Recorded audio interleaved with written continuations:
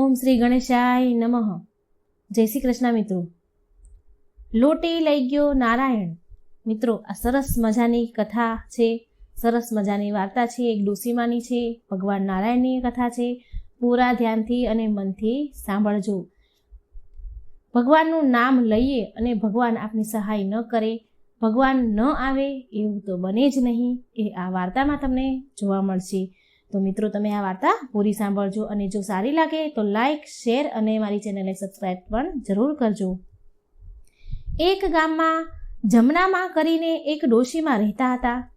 તે જમના ડોશીમાને ભગવાનના નામ હારે કંઈ લેવા દેવા નહીં. એ ડોશીમાને તો એમનું ઘર ભલું, એના ઘરનું કામ ભલું અને સૌથી વધારે જો એને વાલું હોય, અંતરમાં પ્યારું હોય તો તેનો જીવ હોય તો એક નાની એવી લોટીમાં. તાંબાની નાની એવી લોટી હતી, બસ એમાં જ એનો જીવ રહે. એ જમનામાં લોટીને ઘડી ઘડી જોયા કરે. દિવસમાં કામ કરતાં કરતાં થોડી વારે લોટીને જોયા કરે. જાણે કે એક બાળકને એની માં જોતી હોય, એક માં એના બાળકને વારે વારે જોયા કરતી હોય, એમ એ જમના ડોશીમાં વારે વારે એ લોટીને જોયા જ કરે. કચરો વાળતા હોય તો વાળતા પણ 3 થી 4 વખત લોટીને જોઈ જ લે. આટલી બધી લોટી વાલી એમને. એ ડોશીમાના ઘરના બારણાના ખૂણા પાસે ડોશીઓ ભજન કરે. પાડોશીની ડોશીઓ સત્સંગ, ભજન, કીર્તન કરે એટલે જમના ડોશીમાને બોલાવે, ચાલો જમનામાં સત્સંગમાં. જમના ડોશી તો ઘસીને ના કહી દે, તમારે બધાને સત્સંગ કરવો હોય તો કરો, મારે નથી આવવું. ચોખ્ખી ઘસીને ના પાડી દે. એમને તો ભગવાન સાથે કંઈ લેવા દેવા જ નહીં, કેમ કે જમનામાને તો ભગવાનના નામ સાથે કંઈ લેવા દેવા જ ન હતા. એ શું કામે સત્સંગમાં જાય? એને તો બસ લોટીમાં જ જીવ. એ સમયે એ વખતે બરાબર થોડા દિવસ થયા એટલે ગામમાં ભાગવત સપ્તાહનું આયોજન થયું. ગામમાં ભાગવત સપ્તાહ પારાયણ બેઠી એટલે ગામની ડોશીઓ જમના ડોશીમાને બોલાવા જાય કે જમના ડોશીમાં, હાલો આજે ગામમાં પારાયણ છે, પોથી યાત્રા છે, ચાલો ને, મજા આવશે. એટલે જમના ડોશીમાં બોલે કે તમારે જાવું હોય તો જાઓ, મારે કંઈ આવવું નથી. ડોશીઓ બધી પરાણે કહે, ચાલો ને હવે જમના ડોશી, બહુ મજા આવશે. પણ જમના ડોશી તો કંઈ માને ખરી, કહે મારે નથી આવું, તમે જાઓ. જમના ડોશી માને નહીં એટલે બીજા બધી ડોશીમાં પારાયણ સાંભળવા જાય છે. પોથી યાત્રા કરી અને કથા વાંચનાર ભટ્ટ દાદાએ ભાગવત કથાનો પ્રારંભ કર્યો. ભાગવતના પ્રારંભમાં ભાગવત કથા મહાત્મ્યનું જ્ઞાન કર્યું, કીર્તન ગાયા. ડોશીઓને બહુ મજા આવી. પછી બધી ડોશીઓ ઘરે આવી. પછી વળી પાછી સાંજ થાય એટલે ફરી કથા સ્થળે સત્સંગ થાય, ભજન કીર્તન થાય એટલે ફરી ડોશીઓ સત્સંગમાં જાય. એટલે એક ડોશી ફરી જમનાબા પાસે જાય અને બોલે છે કે જમનામાં, તમે આજે આવ્યા નહીં ને પોથી યાત્રામાં, આજે અમને બહુ મજા આવી. આમ કહીને ચાલ્યા ગયા એ ડોશી. બીજો દિવસ થયો. બીજા દિવસની સવાર થઈ એટલે ફરી બીજી બધી ડોશીઓ કથા સાંભળવા જતા. એટલે ફરી એ ડોશીઓ ફરી પાછા જમનામાને બોલાવા ગયા કે આજે આપણા જમનામાને આપણે બોલાવીએ, ભલે માને કે ન માને. જો માને અને ભગવાનના 2 નામ લે તો એનો ભવ સુધરી જાય.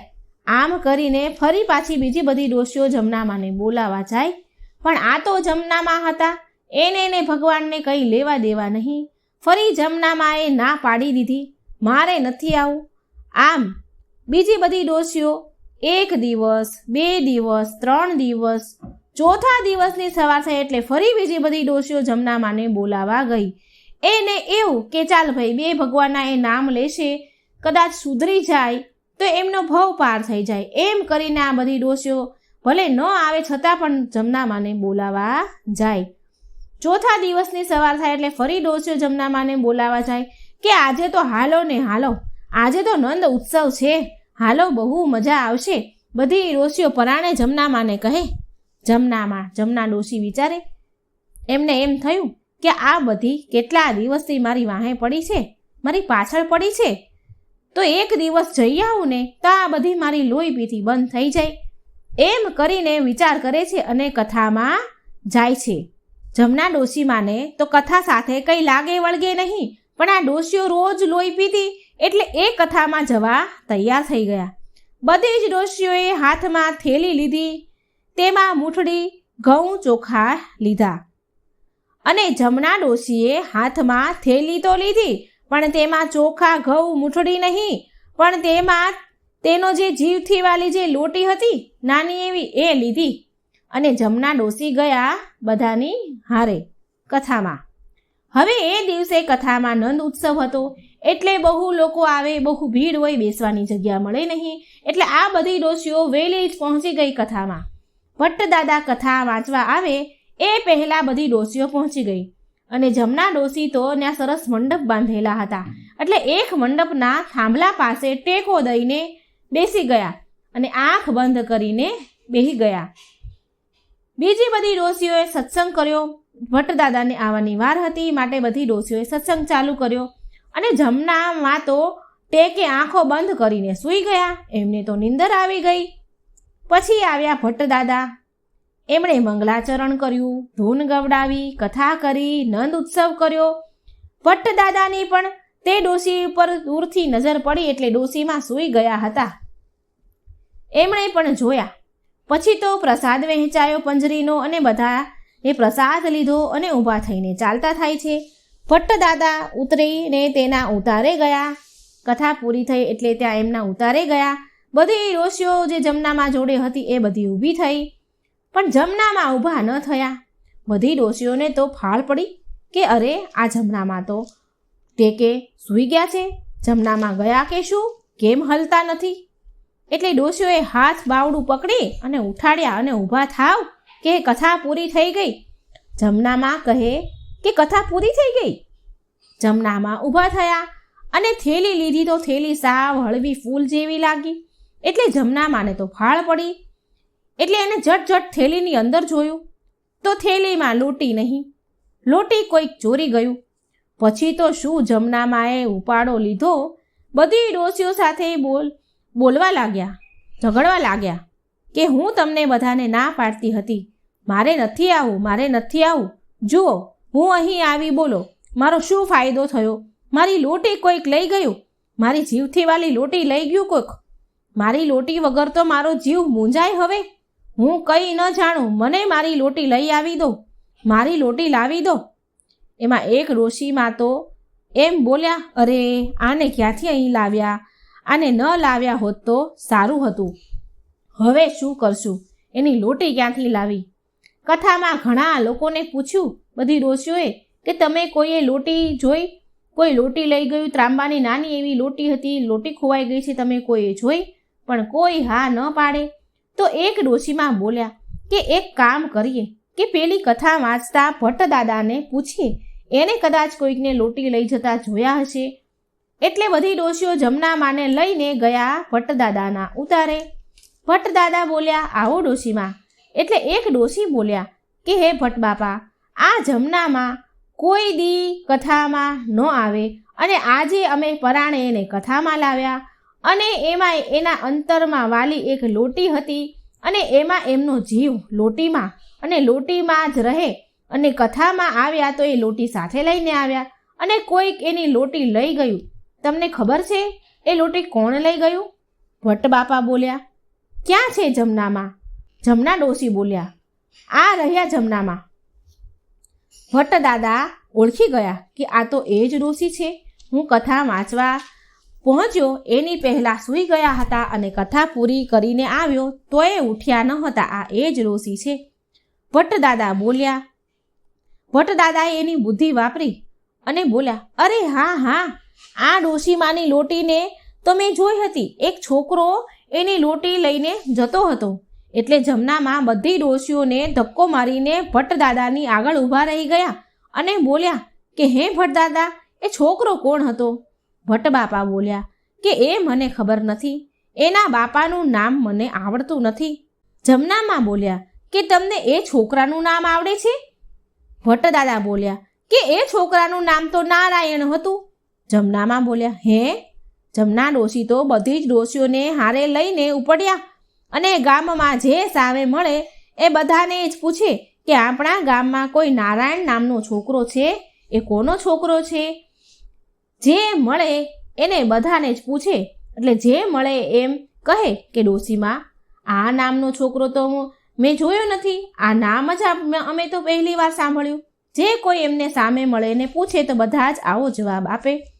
જમના ડોશી બોલે, અરે ના, પેલા ભટ્ટ દાદાએ તો કીધું છે કે નારાયણ નામનો છોકરો મારી લોટી લઈ ગયો છે. આમ પૂછતા પૂછતા બધી ડોશીઓને રાત પડી ગઈ, પણ લોટી મળી નહીં, ના નારાયણ મળ્યો. ડોશીમાની રાત થઈ ગઈ, નીંદર આવે નહીં.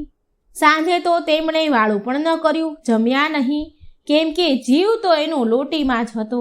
આખી રાત આમથી તેમ તડફડિયા મારે, પડખા ફરે, આટા ફેરા કરે. આખી રાત વિચાર કર્યો કે અરે આ નારાયણ કોનો દીકરો હશે, ક્યાં રહેતો હશે.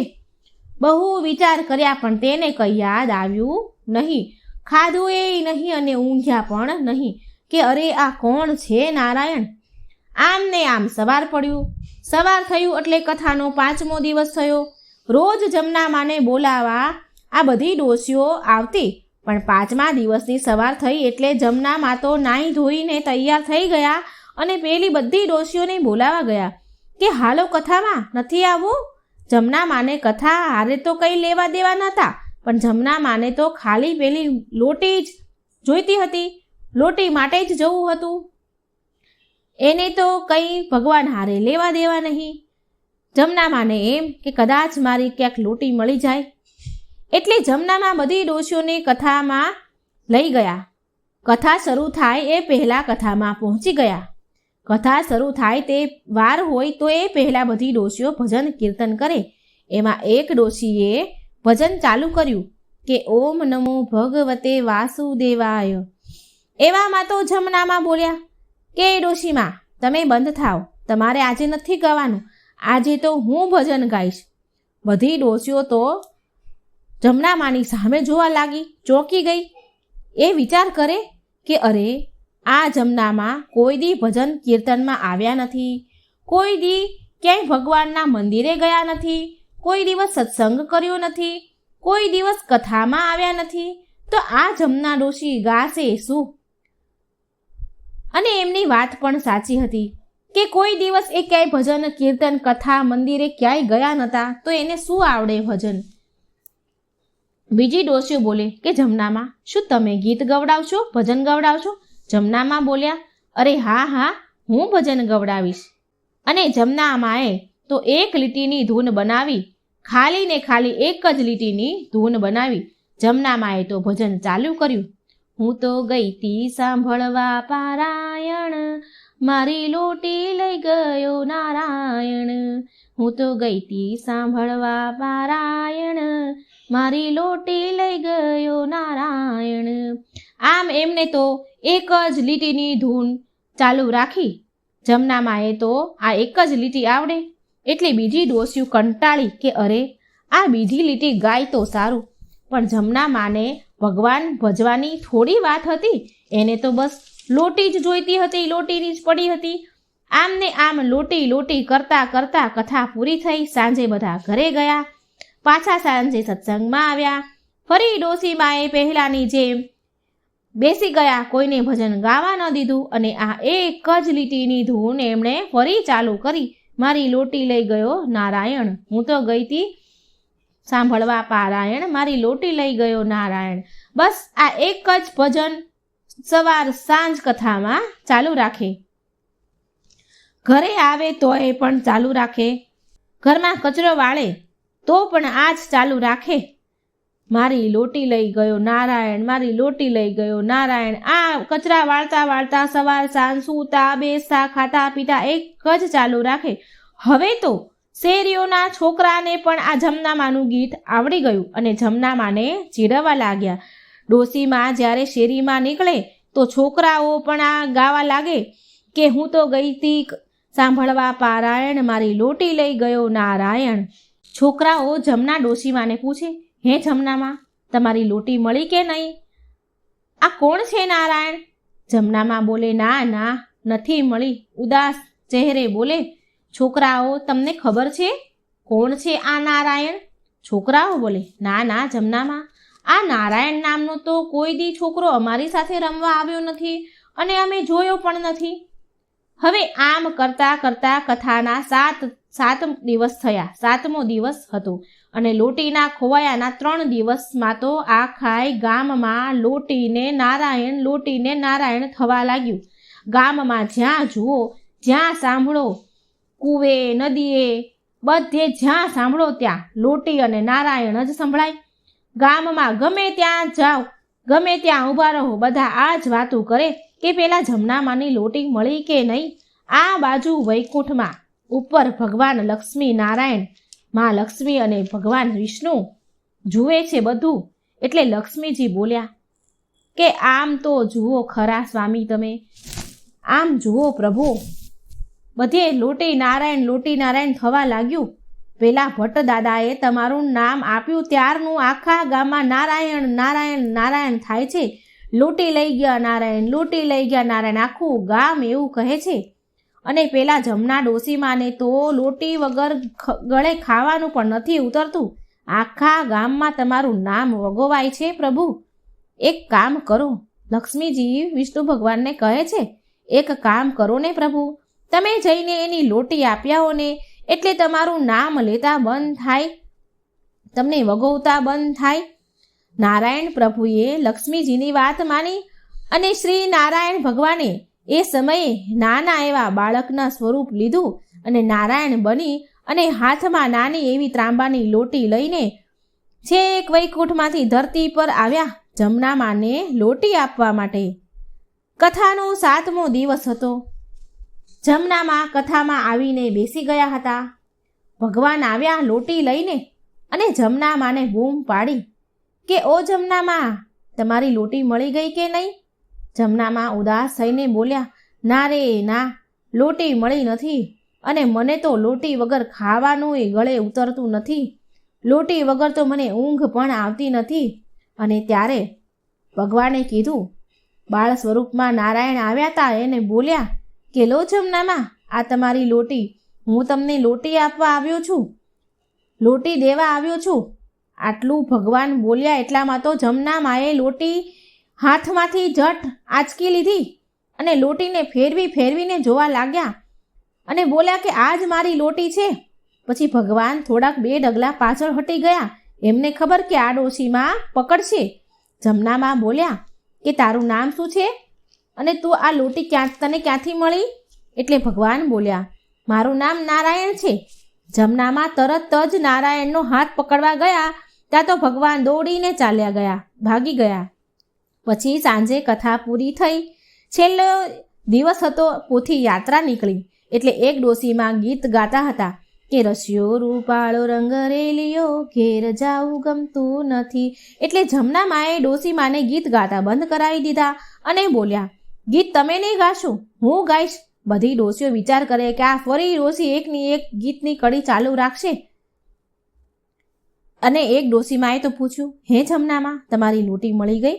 જમનામાં બોલ્યા, હા, મારી લોટી મને મળી ગઈ. એટલે એ ડોશીમાં બોલ્યા કે હાશ, હવે તો લોટીનું ગીત નહીં ગાય. જમનામાએ તો ચાલુ કર્યું, હું તો ગઈ તી સાંભળવા પારાયણ, મારી લોટી દઈ ગયો નારાયણ. જમનામાએ છેક પોથી યાત્રા પૂરી થઈ ત્યાં સુધી આ લોટી દઈ ગયો નારાયણ એ ગીત ચાલુ રાખ્યું. તો મિત્રો, આ સરસ મજાની વાર્તા હતી અને આ કથામાં કહેવાનો ભાવાર્થ એવો છે કે તમે તમારા સ્વાર્થ માટે પણ જો તમે ભગવાનનું નામ લો ને તો પણ તમારો સ્વાર્થ પૂરો કરવા માટે નારાયણ આવે જ છે. એમાં કોઈ સંશય નથી. પણ તમારે એનું નામ લેવું પડે છે, એમને યાદ કરવા પડે છે. તો મિત્રો, જો તમને આ વાર્તા સારી લાગે તો લાઈક કરજો, શેર કરજો અને મારી ચેનલમાં જો નવા હોય તો સબસ્ક્રાઈબ જરૂર કરજો. કોમેન્ટ બોક્સમાં શ્રી લક્ષ્મી નારાયણનું નામ જરૂર લખજો. જય શ્રી કૃષ્ણ. રાધે રાધે. Thank you.